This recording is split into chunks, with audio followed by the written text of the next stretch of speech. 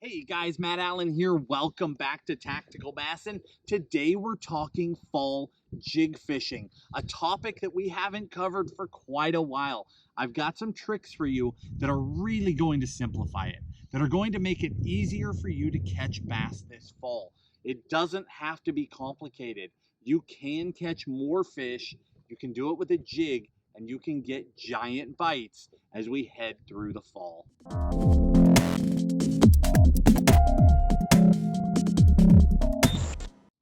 Most of what we've talked about this fall has revolved around bait fish, around targeting bass that are eating bait fish. Tim has done some more finesse videos with you and spread it out a little bit, but I've been really gearing towards bait fish, and we've been avoiding the jig until today. So what we're going to do right now is I'm going to give you these 5 unique tips that are really going to make a difference for you. They're easy. The first one involves a pitching jig. This fall, I want you to keep your jig fishing as simplified as possible. Don't feel like you need a ton of jigs. Don't feel like you need a ton of colors. You really can catch a lot of fish, and you can catch giant fish by keeping it really, really simple. So, a pitching jig, 1/2 ounce. Natural color. This particular one is the go-to color, but green pumpkin craw, molting craw, even one of the more muted black-blue colors like hematoma, a sprayed grass. They're all really natural, simple colors. Any of those are going to work for this. Now, again, this whole fall we've been talking bait fish. The jig works in those same lakes. You can catch a ton of jig fish in the fall, but it works extraordinarily well. It works so much better in lakes that don't have that many bait fish. And a lot of you guys have to deal with that. You're in fisheries where they're primarily eating bluegill or panfish or little tiny minnows. You don't have those big populations of bait fish. The jig should be a major player for you this fall. So I'm putting a trailer on this pitching jig really quick. I cut the first 4 or 5 ribs off of this bait. This is a Reaction Innovations Sweet Beaver. Cut a little bit off the end of it, split the tails. This just helps me get a more compact jig, and they tend not to short strike. They tend to eat the whole bait when I do it this way. Thread that on, pop out the side. This trailer, by the way, that's green pumpkin red flake. Watermelon red flake would also work, but I love a green pumpkin type jig, green pumpkin trailer. That right there, that simple jig will catch a bass anywhere in this country. 1/2 ounce pitching jig, regular size sweet beaver, trimmed down, natural tones. It'll work everywhere. Now, where do you throw this? This is where it gets interesting. This time of year, in every fishery around the country, the grass slowly begins dying back. Now, the farther south you get, it's not as big of a thing because they have warmer nighttime temps. But as you work your way north, more and more the grass beds die back and you end up with bare bottom.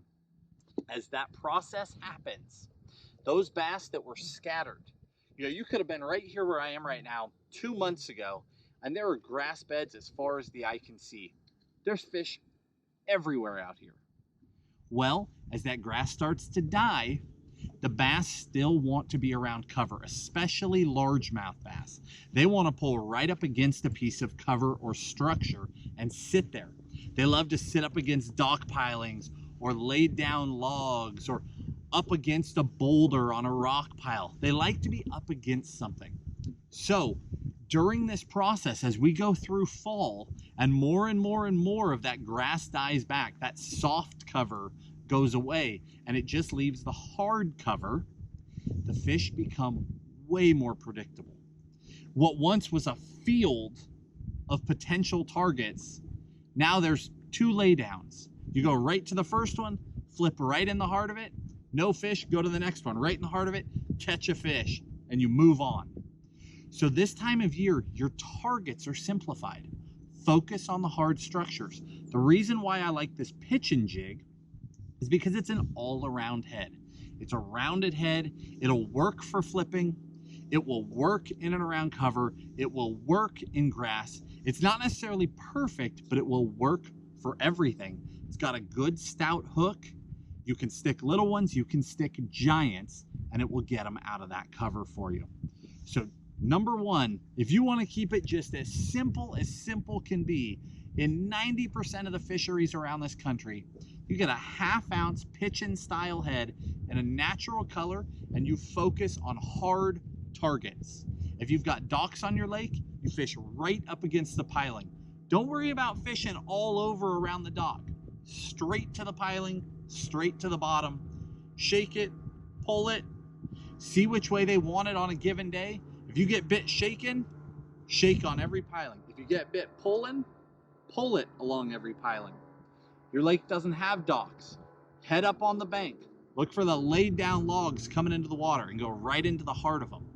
Once you've got your pattern, you know that there are limited targets this time of year. Stick to the pattern and hit every piece of cover that looks like the one you just caught a bass out of. That's that one. Number two, football jigs. Well, that one's hanging there. I guess we'll use that one. Although that's a pretty bright color. Let's switch. Let's go right here. This is Super Matte Brown. This is one of my all-time favorite colors. Super natural tones, little bit of purple. It's an awesome color in the fall and going through the colder months. It'll work all the way through winter back into spring. But again, the key here is just natural jigs. We're not trying to be bold or crazy as the water cools down. You don't have to. So the football jig, here's a trick. If you're a guy on a budget and you don't want to spend a pile of money on a dedicated jig rod, a football jig is your best friend. Here's why. When you're fishing that bait on the bottom, everybody is trying to feel what's going on. That's what we're doing. Is that a rock? Is that grass? Am I bumping into a stick? Was that a bite? You're trying to feel, right? So a standard jig like a pitching jig, or especially like a finesse jig or anything like that, like a true round ball, they just sort of bounce their way along and scoot along the bottom. Well, a football jig has that wide head. That wide head tends to catch on everything that it comes to.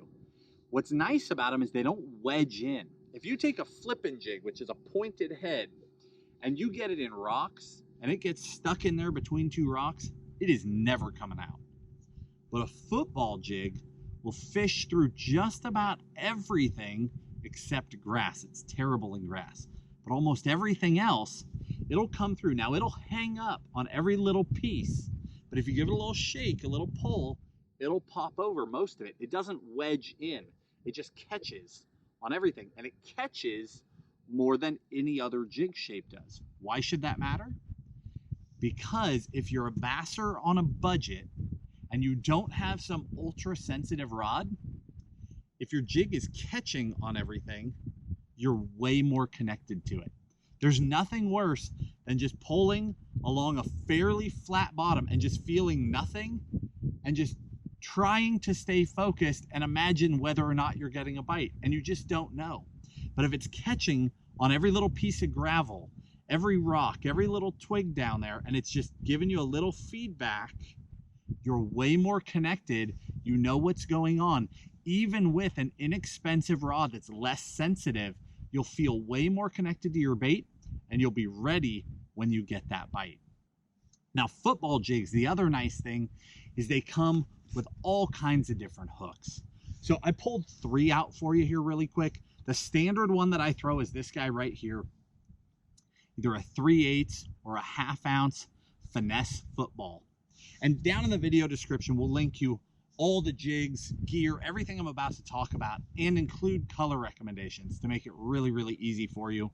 But this jig right here, I typically pair a football up with a double tail grub, but you don't have to. We're gonna circle back to that in a second. But for this video, I'll put a double tail on here, or for this example rather.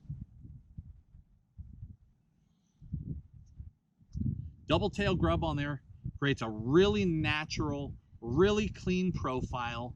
Those tails give you quite a bit of movement. As you're pulling it along bottom, they'll bump and move because they're really thin. The other trailer that would work really well there is something like a Rage Craw. So that's my number one, that Finesse football.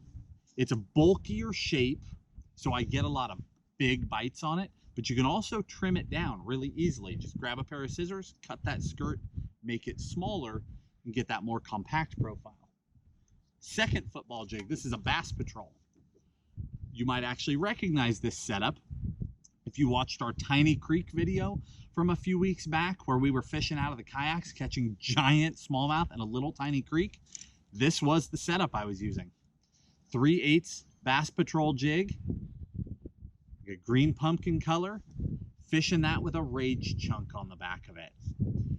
Same sort of profile, really nice compact profile, but because I had those chunks on there, I have the option. If I'm slow pulling it on the bottom, it's just kind of creeping along, moving a little bit.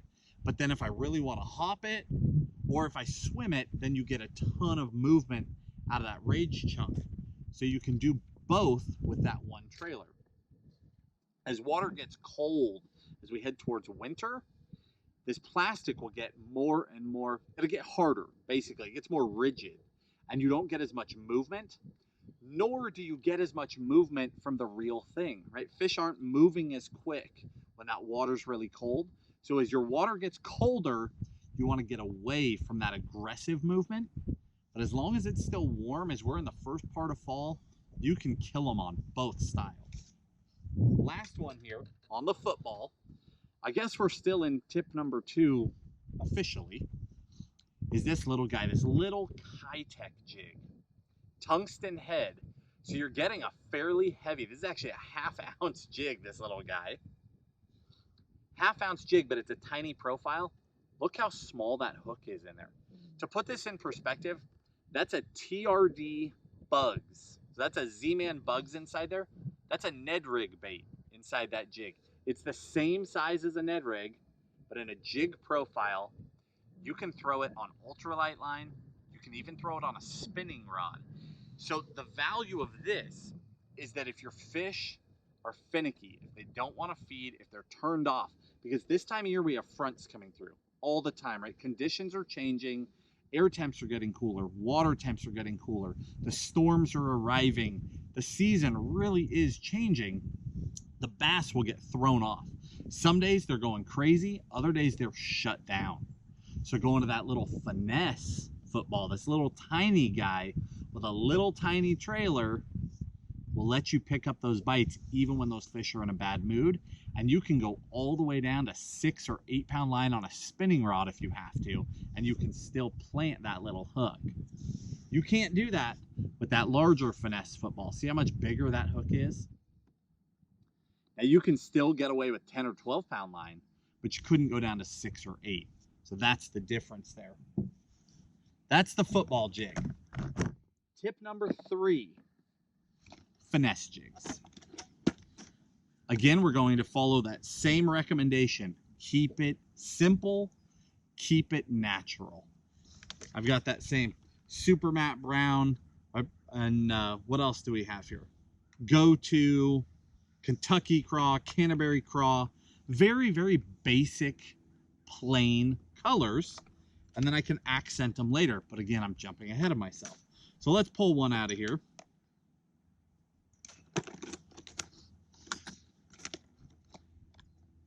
The value of the Finesse jig, it's a Finesse cut. So see how that top end is cut kind of round and poking out? It gives you the appearance of a larger bait. And it's just a different look than you would normally get out of a jig. Let's pull a trailer out of here.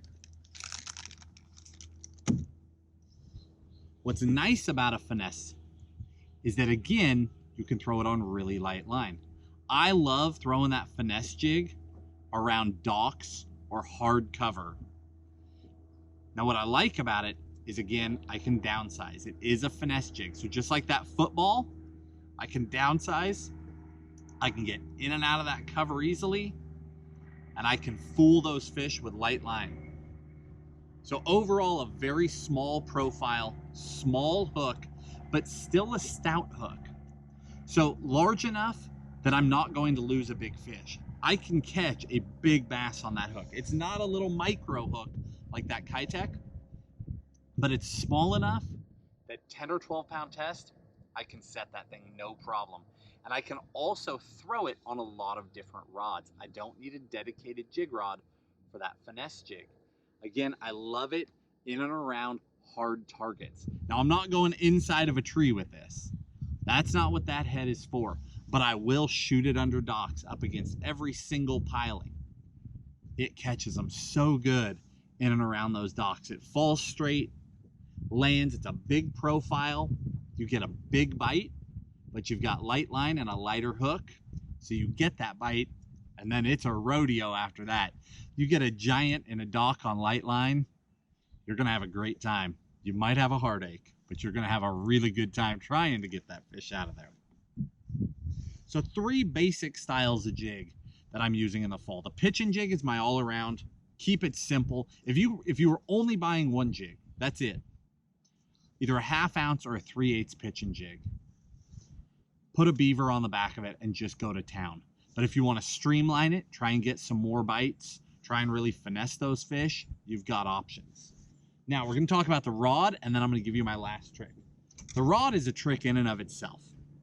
A lot of people use the wrong rod for a jig. To the surprise of most, I like a rod with a lot of give in the tip section for a jig. Now that's surprising because the hooks are so large. But the value in it is that you have a skirt. So once you set the hook, I said skirt, I meant weed guard. Once you set the hook and that hook is in there, that weed guard is applying back pressure. So that's helping you. But even so, when these fish come up to jump and you've got that little hook in them and there's a 1/2 ounce or more out in front and they head shake, jigs have a tendency to rip out. It can be a heartbreaking bait. And it's heartbreaking for 2 reasons. It gets monster bites, and then a lot of people lose those fish. But it doesn't have to be that way. I hate to curse myself, but I almost never lose jig fish. It's because of the rod. So here's the trick.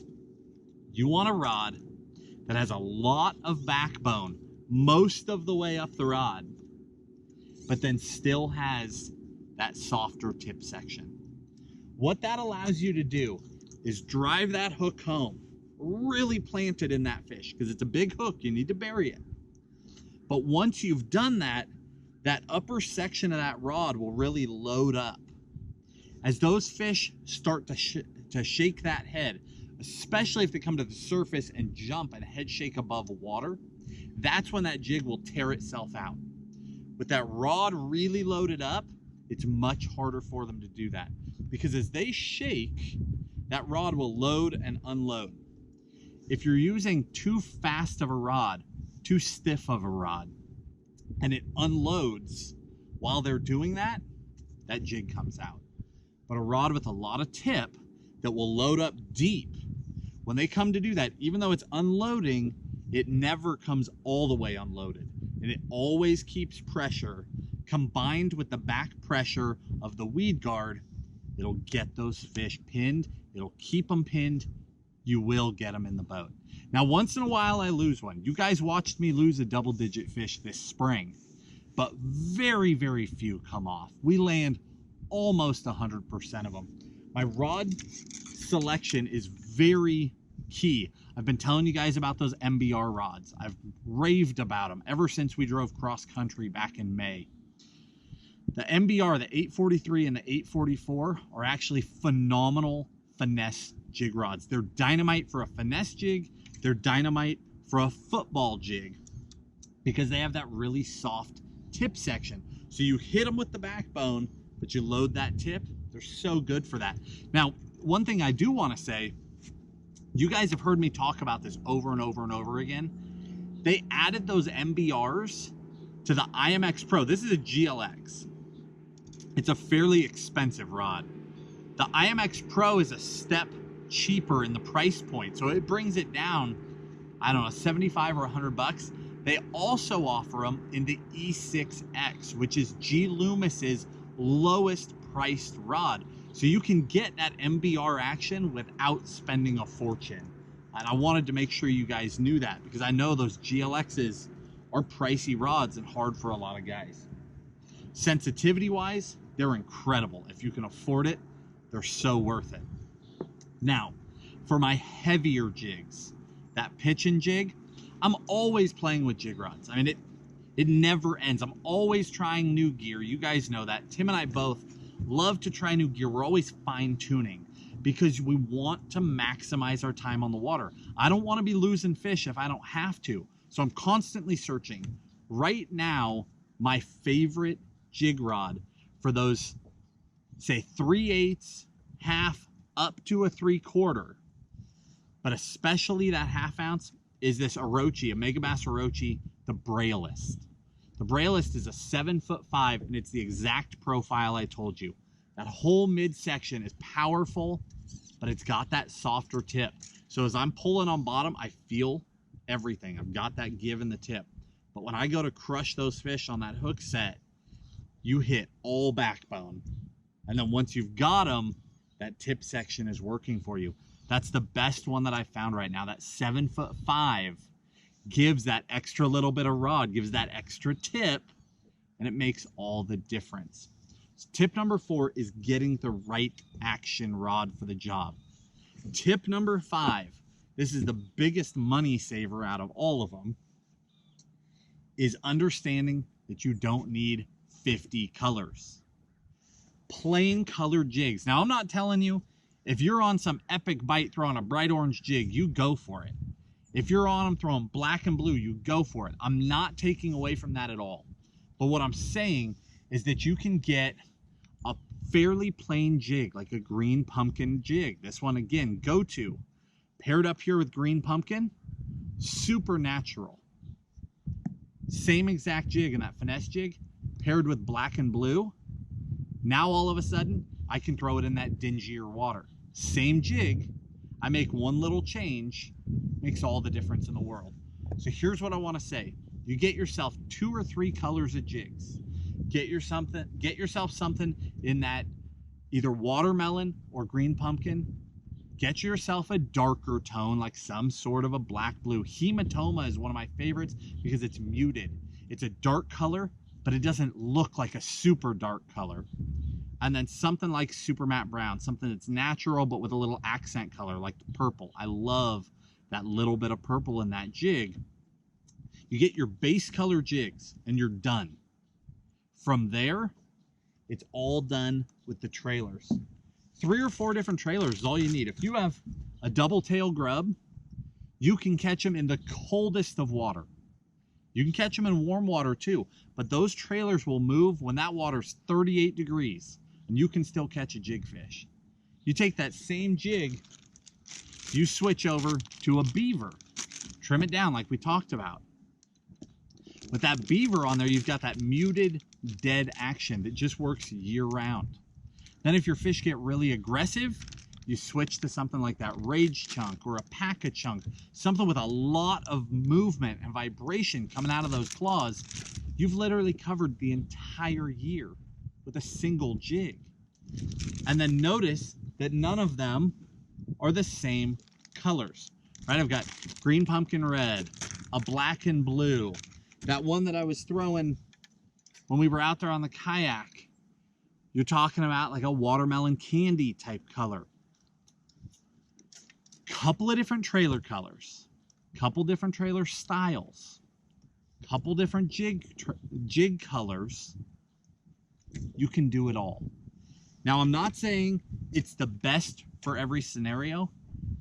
You guys know I love jigs, right? I mean, boxes of jigs because I'm so passionate about them. We fish them so much, and we fish them in very different circumstances. I may be on a lake where I'm flipping deep in heavy cover, and then go to a lake where we're fishing 30 feet of visibility and the fish are in 60 feet of water. You're gonna need different jigs for that. But day in and day out, just a handful of products you're set for the year. Because I could take that little handful of jigs and make it work in 50 feet of water.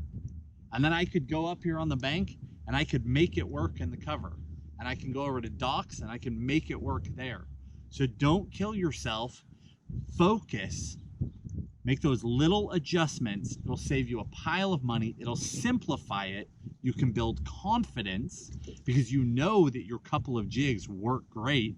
And if the fish aren't eating it, they're just not eating it. It's not you. Keep it simple. You will have so much more fun this fall. Guys, jig fishing, I'm as passionate about jig fishing as I am swim bait fishing. I love this style of fishing because you can catch a ton of fish, but you can also upgrade and catch giant fish. It's one of those techniques that just naturally gets a bigger bite. Even a little jig like that little Kitech with that bugs on it, when it's sitting on the bottom, it's not little. To the fish, it's a big profile because that skirt puffs up on the bottom. It's a big profile, so it will draw a big bite, but you can get away with that little hook and that light line. You can fool those fish when nothing else will. I hope this video helps you. Get out there this fall, have a great time. If you enjoyed the video, hit the like button, subscribe to the channel, and we'll talk to you soon.